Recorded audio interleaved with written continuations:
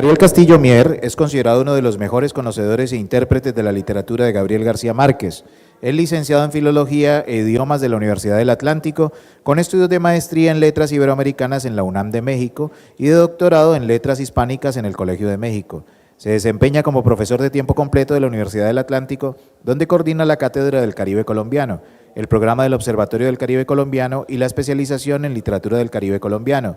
Es miembro del colectivo de investigación literaria Gilcarí, reconocido por Colciencias, y editor de la revista Aguaita del Observatorio del Caribe Colombiano. Es autor del libro Encantos, de una vida en cantos, Rafael Escalona.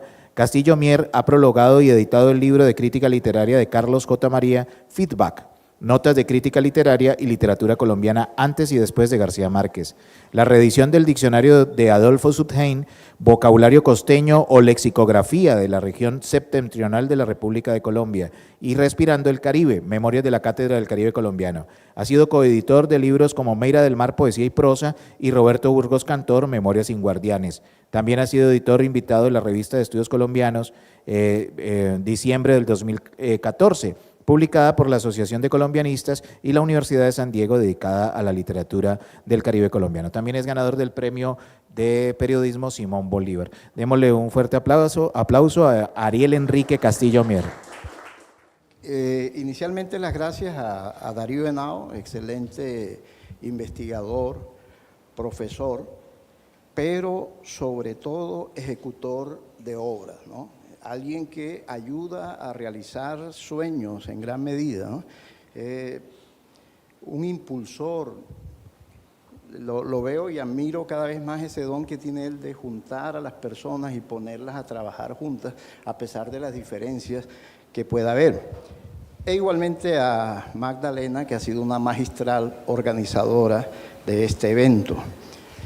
Se dice que una explicación no pedida implica una acusación manifiesta. Yo lo que quiero simplemente es aclarar este título monstruoso. Cuando me llamó Darío y me dice, no, quiero que vengas por acá, ¿qué tienes por ahí de la historia literaria? Yo me acordé de un ejercicio que había hecho para el Museo Nacional, en una ocasión en que hicieron una especie de simposio sobre el Caribe en la nación, ¿no? El papel del Caribe en la nación. Pero allí presenté un texto muy resumido, limitándome casi a los datos biográficos y unos fragmentos de textos como para ilustrar e invitar a la gente a la lectura de estos textos. Pero realmente esas casi 80 años que abarcaría, yo le había puesto el nombre inicialmente de Juan José Nieto al Premio Nobel. Juan José Nieto por la primera novela del Caribe colombiano y el Premio Nobel porque era una fecha simbólica, ¿no? Pero después me di cuenta que antes de Juan José Nieto estaba José Fernández Madrid, antes de 1930, de manera que lo que yo pretendo contar va a abarcar como unos 90 años y creo que les quedaré debiendo como unos 50, ¿no? El texto prácticamente no lo he cambiado, a pesar de que la lectura de Noé Schittrik me llevaría a hacer algunos replanteamientos, más lo que he estado escuchando de los colegas. Hay un vallenato, que no se sabe quién lo compuso, que se llama El Pleito. Dice, el que no conoce el tema sufre de engaño. Y yo, como lo conozco, soy mucho gallo, pero no soy yo el que conoce el tema. Aquí están unos grandes teóricos de la historiografía. Entonces, lo que yo espero son los comentarios que me permitan como resucitar este texto. Empezaba con un primer apartado que dice 100 años de soledad. Bueno, yo quiero dedicarle este texto a mi esposa, que quería venir a Cali, pero no pudo, está en un tratamiento hace como 10 meses. Y creo que sin ella yo no llegaría a donde he llegado. Entonces dice, 100 años de soledad y el descubrimiento de un continente sumergido. La aparición de 100 años de soledad tiene una serie de méritos quizá involuntarios, uno de los cuales es haber despertado la curiosidad. Es decir, sobre todo los críticos foráneos, porque los colombianos enseguida la despacharon, ¿no? Eso es un ladrillo, políticamente incorrecta, con demasiados que es galicados, lenguaje chabacano. Fueron los extranjeros quienes miraron la novela, pero enseguida se preguntaron, ¿y de dónde surge esto, no? E iniciaron una indagación que poco a poco fue revelando que la obra de García Márquez venía a ser la culminación de un proceso largo. Evidentemente ni Ángel Rama, ni Jacques Gillard, ni Jorge Ruffinelli, que fueron los primeros, podían abarcar más allá de lo que fue el grupo de Barranquilla. Pero luego aparece, por ejemplo, Seymour Menton, y dice, no, 100 años de soledad viene de Respirando el verano. Y luego aparece Eduardo Pachón Padilla en una antología de cuentos y dice, no, García Márquez viene de Manuel María Madiedo en sus cuadros de costumbres. Voy entonces a hacer una especie de recorrido por algunos de los principales escritores tratando de mostrar las conexiones que hay entre sí, ¿no?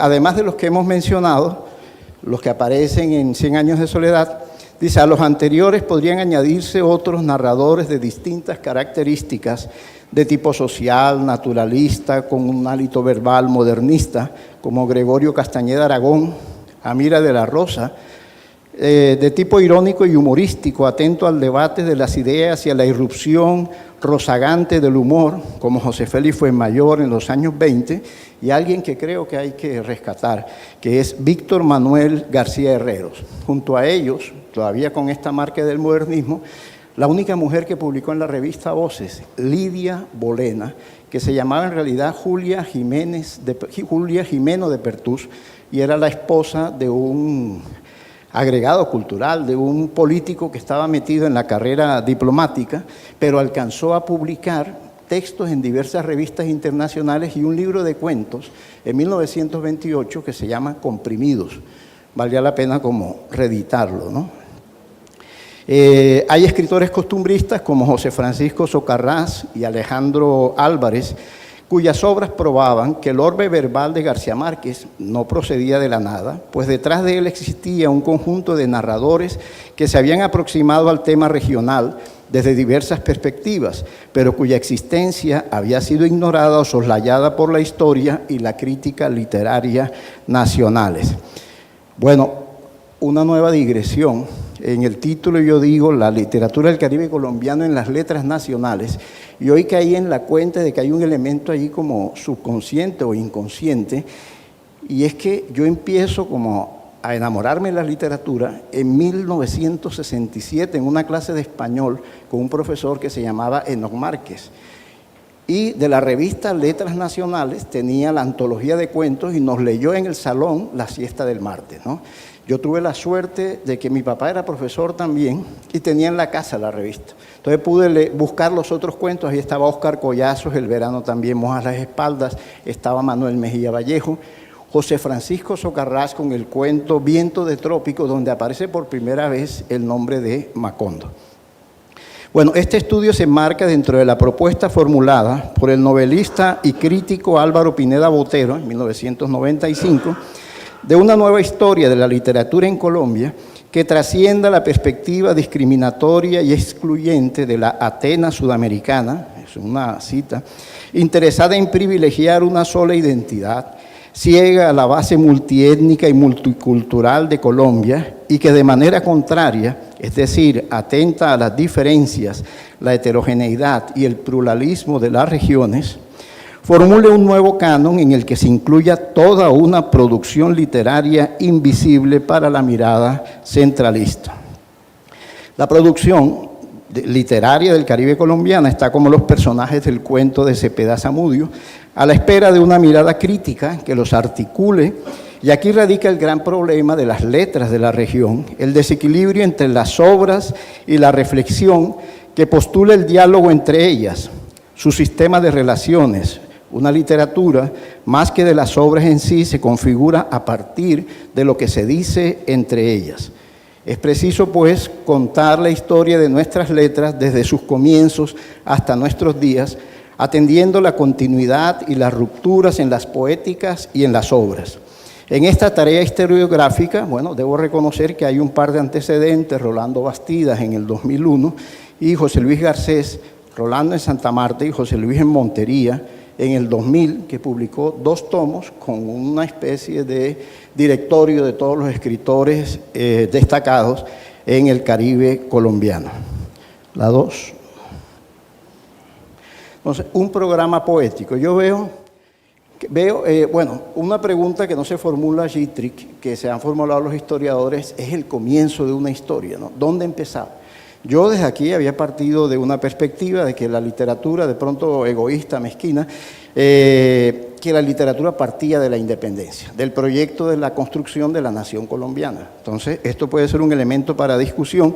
Y me pareció que un buen punto de partida estaría en el poema de Andrés Bello, que se convierte en un programa para los escritores latinoamericanos, la alocución a la poesía de 1823, en el que le pide a la poesía que abandone allá Europa donde nadie la quiere, ¿no? Porque ha triunfado la filosofía, y que se venga a América donde la naturaleza está en su esplendor, ¿no? Pero antes de Bello, un amigo de él, cartagenero que fue presidente, José Fernández Madrid, ya había iniciado una escritura que tenía que ver con la vida cotidiana, con la región, con las costumbres, y este fue José Fernández Madrid, yo diría José Fernández Madrid el adelantado.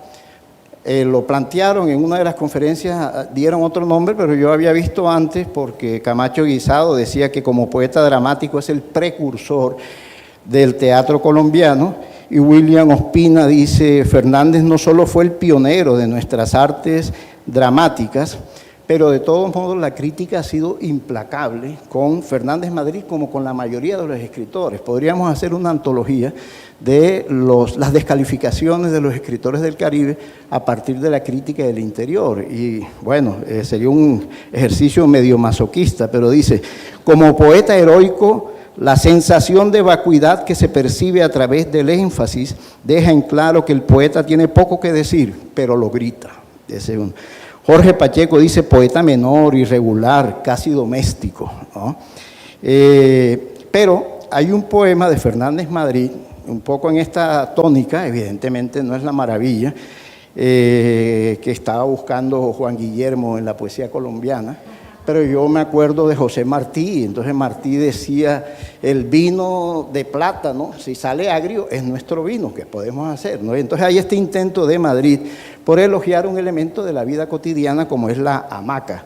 Pero antes él ha hecho un poema sobre una descripción de una comida en un cafetal, el lorito de Laura, mi bañadera, una preocupación por lo cotidiano que no estaba en los poetas neoclásicos. Entonces un fragmento dice: los primeros sin duda que inventaron la hamaca fueron los indios, gente dulce, benigna y mansa. La hamaca, agradecida, consuela sus desgracias, los recibe en su seno, los duerme y los halaga. Es un poema que tiene como 14 estrofas. Luego tendríamos como continuación, ya no en la poesía, sino en la prosa, en la novela, a Juan José Nieto, fundador de la novela histórica.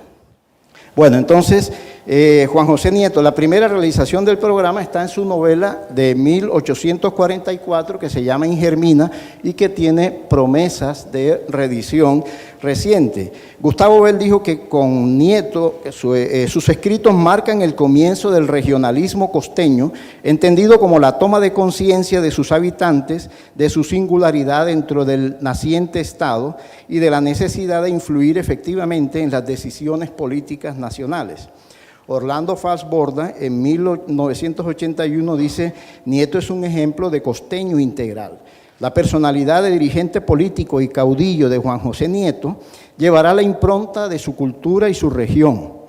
Alérgico al señorío almidonado de Cartagena, tolerante, fiestero y enemigo del autoritarismo, como persona armonizaba con el etos desarrollado en la costa y con la apertura y fluidez de su estructura social, pues era expansivo y risueño, alegre y chancero, como buen costeño, mujeriego, franco, medio dejado, informal y sumamente desprendido de las cosas. Bueno, ahí lo pintó como un personaje literario, ¿no? Él escribió también Los Moriscos en 1841 y Rosina o La prisión de Chagres de 1850. Además de la valoración digamos, positiva que hace de la cultura indígena, le da la voz a los indígenas. Y Catarpa, un personaje, dice: si nacimos bárbaros, déjanos sin una civilización que provee de tantos medios poderosos para subyugar al débil.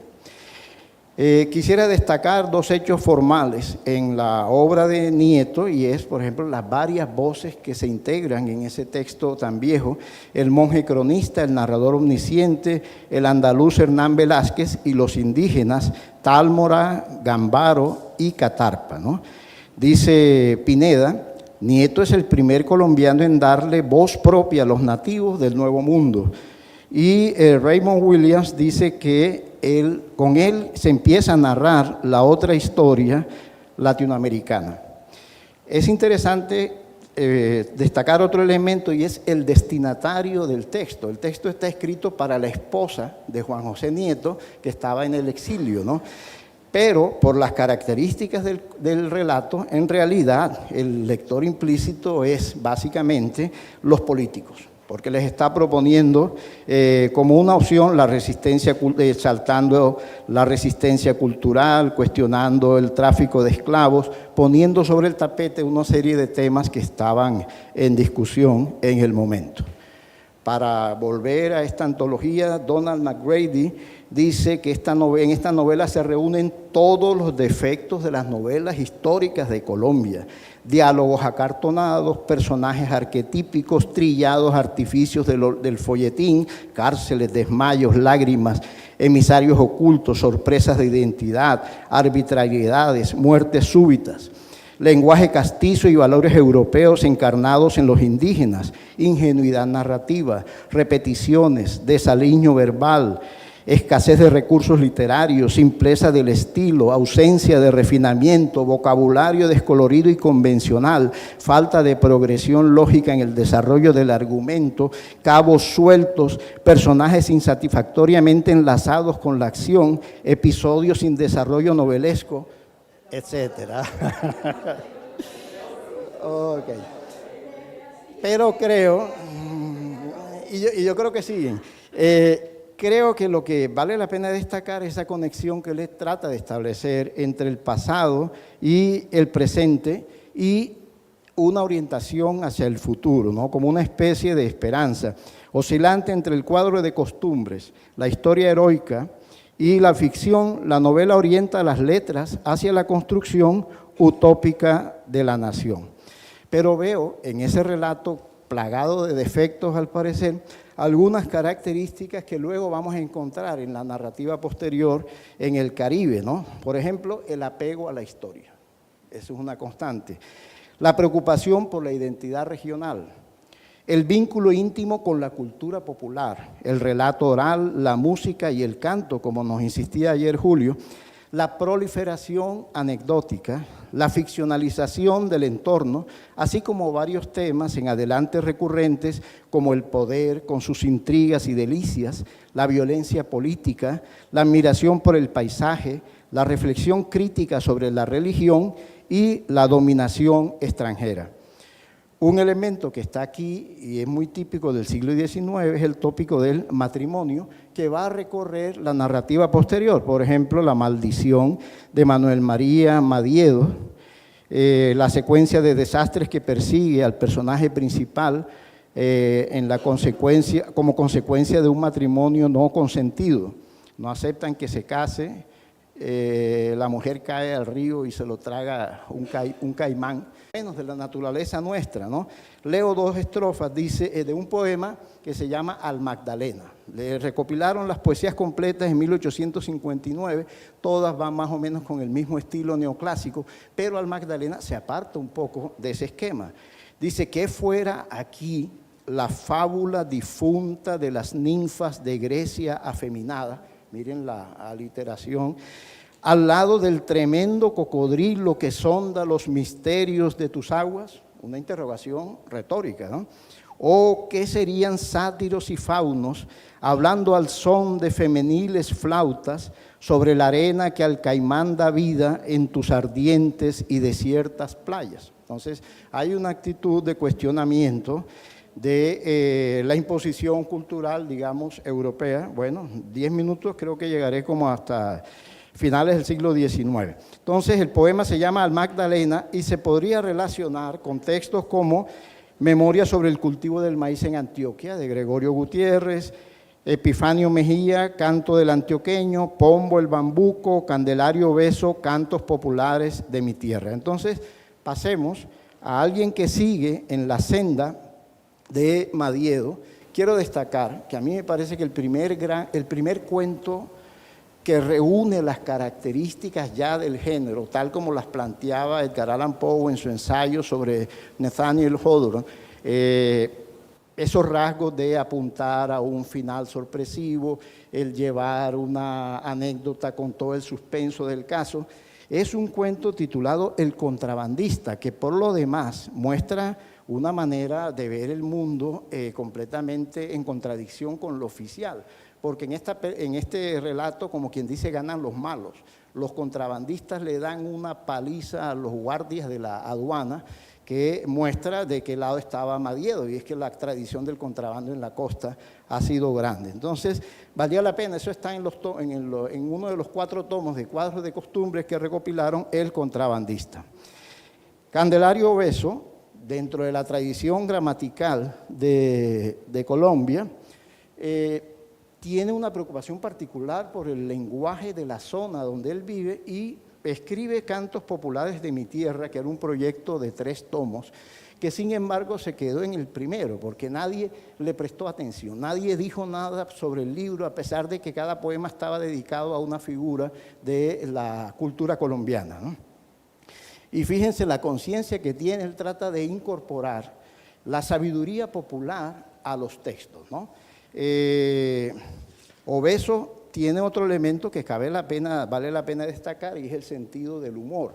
No sé hasta qué punto sea verdad eso que afirman. Obeso era militar, sabía de armas, y una vez limpiando un arma se le disparó en el estómago y duró 3 días agonizando. Y comenta a alguien que se acercó a él y le dice: por primera vez el negro da en el blanco. No sé si eso sea verdad, ¿no? Pero sí es interesante contrastar la manera como él mira al boga, a este personaje que se vuelve emblemático como el gaucho en la Argentina o el jíbaro en las Antillas, desde dentro, como un ser humano con sus necesidades y sus afectos. En cambio, José María Samper, cuando se refiere al boga, dice que es un personaje tosco, brutal, indolente, salvaje, insolente, fanático, estúpido, petulante, cínico, obsceno, y frutos del cruzamiento de razas envilecidas, impúdico, carnal, etcétera, ¿no?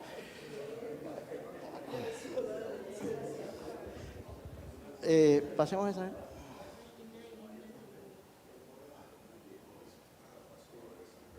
Más adelante. Bueno, miren este texto que se llama El boga charlatán, es decir, el boga fanfarrón, y que es realmente un cuento, ¿no?, en verso. Entonces, de repente, pero hay que traducirlo. Quizá esto le faltó un poquito a Madiedo, como un cierto sentido común para llegar a más lectores. Una picúa es una mujer elegante, estirada. De pronto vi una mujer de alto copete, que además picúa es un pescado, ¿no? Se enamoró de su belleza y se fueron a bailar en la rueda un porro, ¿no? Y de pronto alguien le pisó el talón y la rabia que le dio, insultó, invocó a Santa Rita se le fue la cabeza, tembló de la ira y al punto le pegó, y como cualquier Mike Tyson le hizo al contendor besar el suelo de un solo puño. Cuando cae el otro, todos los que estaban en el baile se le acercan con palos y con hierros, y él los para y mata a muchos, y era un poco como 200, y el alcalde con una turba se acercan a perseguirlo, pero él ya se había escondido detrás de una hojita de lengua de vaca, ¿no? Sigamos. Y allí duró escondido como 2 años, y lo único que comía era otra hojita que se llamaba huevo de gato, ¿no? Y después de ese tiempo probó una hierba y por ella se volvió negro, ¿no? Entonces le está diciendo, él está tratando de conquistar a la mujer, de seducirla, pero autoelogiándose, y dice, no te extrañes este cambio ni de él te burles, si quisiera yo tendría los ojos azules, yo he estado a una cuadra del Padre Santo, como diciéndole, bueno, me paras bola o quién sabe qué te pueda pasar, ¿no? Bien, menciono entonces Un asilo en La Guajira, que es una novela de Priscila Herrera, ¿sí?, de Núñez. Esta novela ha sido reeditada recientemente, tiene como 3 reediciones más, en realidad fue publicada en 1937, pero es de 1879 y como comentaba hace unos días, aquí vemos el caso del desplazamiento por razones políticas. Hay una pelea entre 2 grandes políticos del siglo XIX y la familia, la mujer tiene que irse, al final termina casándose con un rico en Venezuela, pero de todos modos los personajes sufren el dolor, la angustia de no poder volver a su tierra. Sigamos, hubo un género muy típico del siglo XIX en la prosa, que eran las leyendas históricas, en las que aparecían personajes históricos reales, pero con historias completamente ficticias. Y hay en la costa un militar, Luis Capela Toledo, que publicó un libro titulado Leyendas históricas, sigamos, en el que aparece un cuento que se llama El Brujo. Fíjense, quería señalar cómo en el cuento, en el poema cuento de Obeso, ya hay muchas de las características que vamos a encontrar en la literatura posterior, ¿no? Una visión de la realidad que va más allá del realismo. Leyendas históricas se llama este texto, y hay un cuento que se titula El Brujo, donde va a haber una fiesta de carnaval, que es casi la misma que se convierte en una masacre en 100 años de soledad. Entonces, a un personaje que está preso y que más que todo es un pícaro y se aprovecha, él ve que la hija del cacique como que le cayó bien y cuando ya lo van a fusilar, él pertenece al ejército independentista. Lo cogen preso y antes de que lo cojan, él que estaba escondido, se cambia las insignias y se pone como si él fuera del ejército realista, pero evidentemente se dan cuenta que es mentira. Y cuando ya lo van a fusilar, sale corriendo y le pega un beso a una indígena. Y entonces, besar a una indígena implica que tiene que casarse con ella. Y este es un poco la historia. Pero después lo cogen en su trampa y al personaje lo van a fusilar nuevamente. Y cuando lo llevan al cadalso, los indígenas han armado una fiesta de carnaval y de pronto se abren los que estaban en el carnaval y salen unos armados, queman el sitio, salvan al personaje que al final termina, como es natural, en estas obras casándose, ¿no? Entonces, aquí está el tópico del carnaval que va a estar presente en autores como Abraham Zacarías López Peña, Adolfo Sondheim, José Félix Fuenmayor, José Francisco Socarrás, Olga Salcedo, Cepeda Zamudio, Gabriel García Márquez, Néstor Madrid Malo, Álvaro Medina, Marvel Moreno, Alberto Duque López, Guillermo Tedio, Jaime Manrique Ardila, Ramón Guillán Vaca y alguien llamado Julio Olaciregui, ¿no? Bien, y bueno, yo creo que terminaremos con un poeta que introduce en cierta medida el modernismo en Colombia, y es un poeta que viene de Curazao, y era un rico, tenía mucho dinero, Abraham Zacarías López Peña. Y él publica una revista que se llama Flores y Perlas. Y sobre esta revista dice Luis María Mora, a mí me sorprende que Gutiérrez Girardot exalta a Luis María Mora, en un estudio que se titula De la decadencia y el simbolismo. Y dice: ese periodicucho en donde vimos por primera vez los versos de don Abraham Zacarías López Peña, resultantes de largos y profundos estudios sobre la obra de unos cuantos neurópatas franceses que motivaron las burlas de Clímaco Soto Borda hacia ese órgano de los intereses de una casa de orates y a petición de un cordón sanitario en redondo en nuestra Atenas para que librase a nuestros bardos de aquel terrible contagio, ¿no? Entonces, ahí está otra respuesta a un intento de romper con la tradición. Los poemas de Abraham Zacarías son realmente terribles. Yo creo que tengo ahí una muestra, pero hay uno que le hace al río Magdalena y dice: en las edades de oro, cuando reinó Pomona, bajo el azul divino del cielo de Platón, no tuvo regalías, ni flores, ni corona, real sobre gualdas y guldos ostentas por blasón. Entonces, esto de Zacarías López Peña, bueno, es ese modernismo inicial parnasiano de buscar un lenguaje sonoro, aun cuando hueco en el fondo, y se dice, hay un poema famoso que es un cuestionamiento del modernismo en Colombia, que se le atribuye a José Asunción Silva, otros dicen que es de Clímaco Soto Borda, fue firmado con un seudónimo, Benjamín Vivelot Ramírez, que ya es una parodia, y el poema se titula Sinfonía color de fresas con leche, rítmica, reina, lírica, etc., ¿no? Entonces dicen que ese poema fue en realidad escrito contra Abraham Zacarías López Peña. Bueno, quedamos en el borde del siglo XX, nada más quiero mostrarles un detalle, que es Luis Carlos López, que sería el real punto de partida de la literatura de la costa más, y una muestra de cuál ha sido la que sigue, la actitud de la literatura del Caribe frente a la tradición. Detrás, el Tuerto López, la que sigue, el Tuerto López está en la base, es decir, al Tuerto López han acudido Rojas Erazo, escribió varios ensayos, Gabriel García Márquez, múltiples poetas posteriores, y miren, acuérdense aquel poema de Fray Luis de León, qué descansada vida la de aquel que huye del mundanal ruido. ¿Qué es lo que sigue?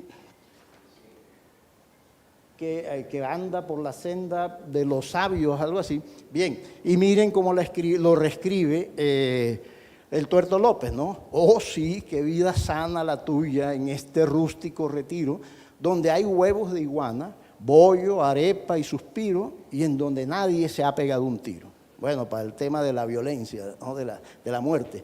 De la ciudad podrida no llega un tufo a tu corral, que gratas las horas de tu vida, pues andas en dos patas como un orangután con alpargata, ¿no? Entonces, esta actitud frente a la literatura española es una forma de ir afirmando una identidad regional, incorporar un elemento que estaba prohibido en la poesía colombiana y lo siguió estando cuando Fernando Charri Lara hace esa antología tan interesante de poetas colombianos, excluye al Tuerto López por una razón, que la poesía no tiene nada que ver con el humor. Evidentemente es como si estuviera citando a Paul Verlaine en su Arte Poética, donde dice que hay que huir de toda broma porque eso es como cuando en la cocina se siente el olor del ajo que molesta en los ojos. Bueno, muchas gracias. Terminaremos otro día.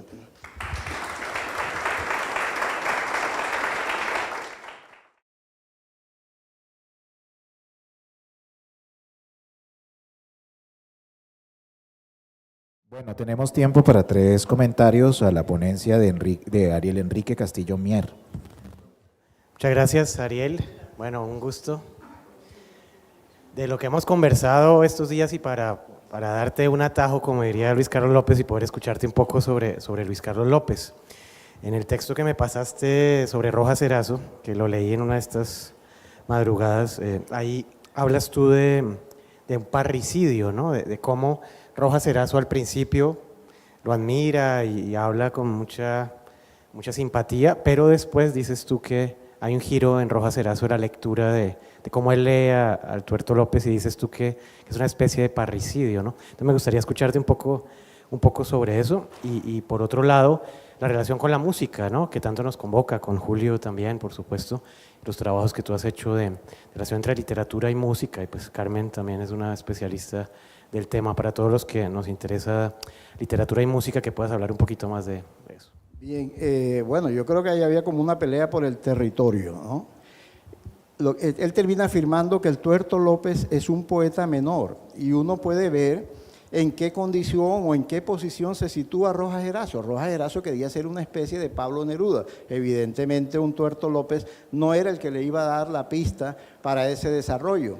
Y tampoco es que Rojas Erazo manejara mucho en su poesía el humor. Es una poesía muy angustiada, dolorosa, fuerte en gran medida, ¿no? Pero esto me recuerda algo que me contó Juan el Paisa, que hubiera querido que estuviera aquí, que el texto de Rafael Gutiérrez Girardot sobre el Tuerto López, que aparece en el Manual de Historia de Colombia y aparece también en los 2 volúmenes de poesía, de literatura colombiana, no corresponde exactamente al original.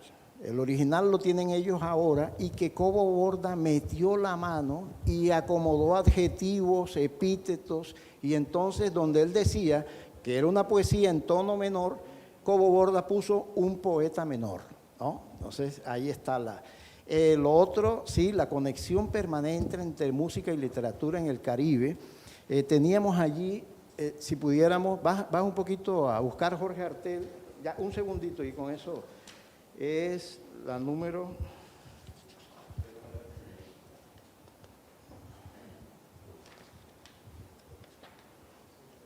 Hubiera querido leerles a un crítico, pero les recomiendo un artículo de Víctor Manuel García Herreros, publicado en Los Nuevos. Se llama Las letras en Colombia. Creo que pocos artículos críticos como ese, que incluso me parece un antecedente de la literatura colombiana, un fraude a la nación, 26-27.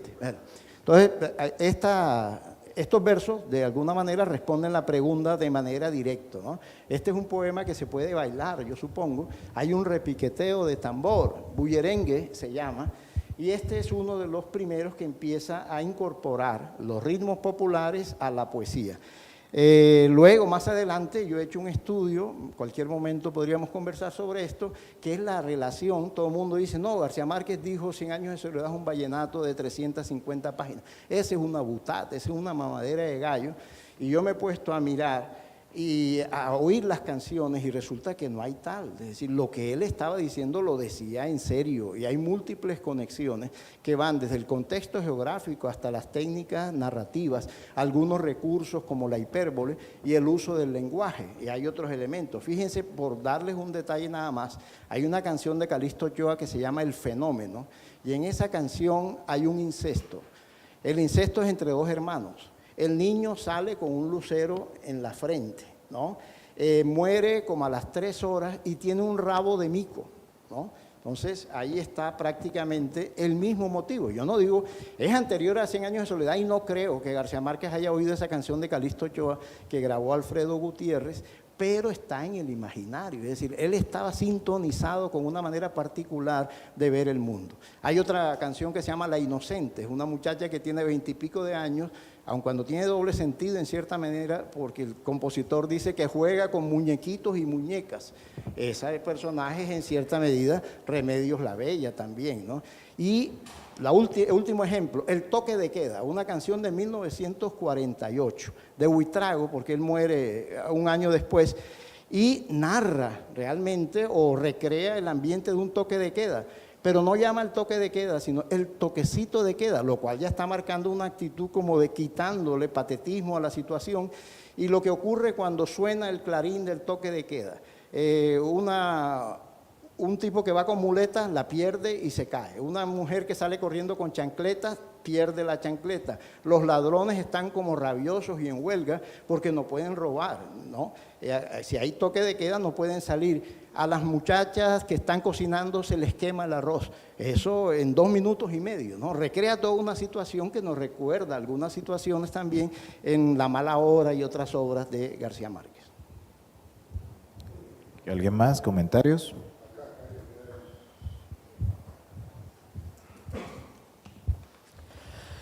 Hola, Ariel, muchísimas gracias por esta presentación. Nos hubiera encantado seguir viendo la génesis.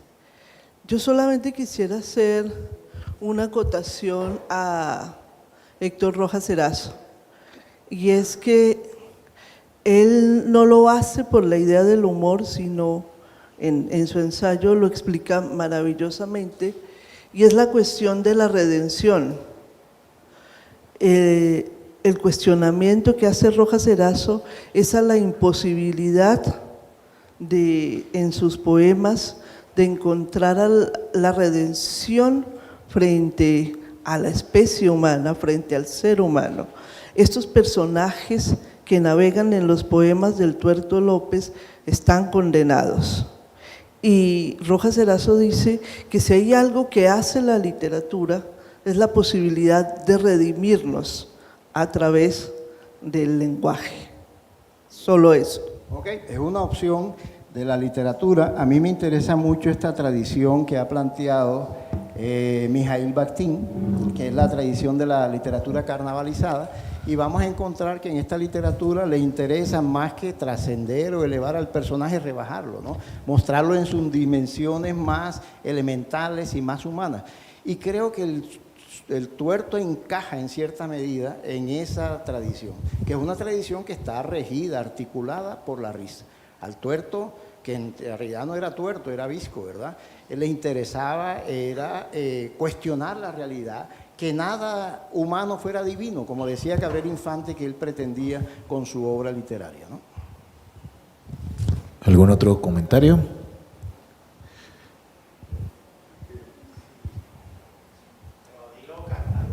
Sí, iba precisamente a recordar una canción de Lucho Bermúdez que se llama Calamarí, que ingermina, es una novela muy bella y que hay que leer varias veces para entrar en esa historia grande que trata de la conquista de la tierra de los calamaríes, de calamar, y la canción de Lucho Bermúdez que dice: Calamarí, tribu caribe, tiñó su sangre guerrera, la tierra cartagenera del color del divi.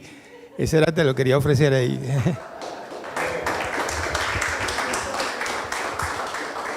Excelente, Julio, es la mejor invitación al almuerzo.